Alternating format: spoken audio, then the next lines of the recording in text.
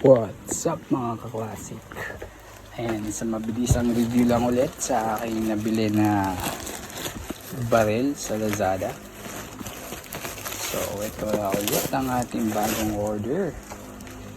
Ayan, so sa kanyang pagkaka-bubble wrap, sobrang astig, maganda, panalo. Talagang safe na safe ang baril. Ito na ang pinaka unit.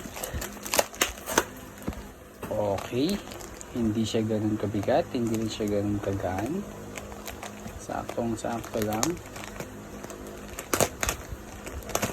At meron din siyang kasamang BBs.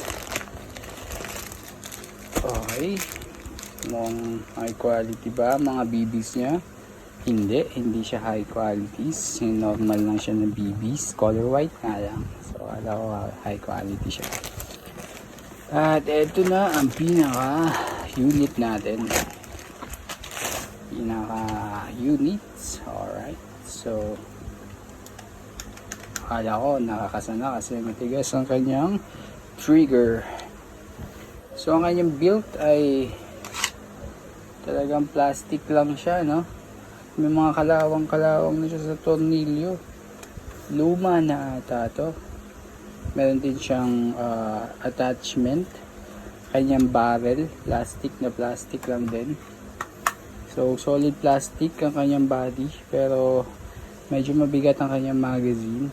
At matibay naman ang kanyang plastic. So, number XK918. Meron siyang laser na kasama. Testing natin yung laser. Working naman. May ilaw naman as you can see. Testing na natin yung pinaka-unit. Bigyan natin siya ng bala. Okay. So, magkano kasi ito? Nasa 200 plus ang pellet gun na to.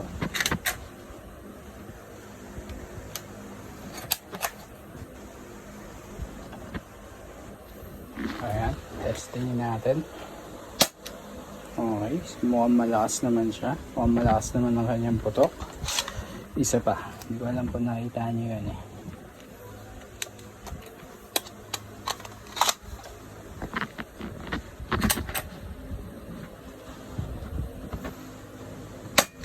Okay, so yung putok pa lang yan, no? Malakas na talaga.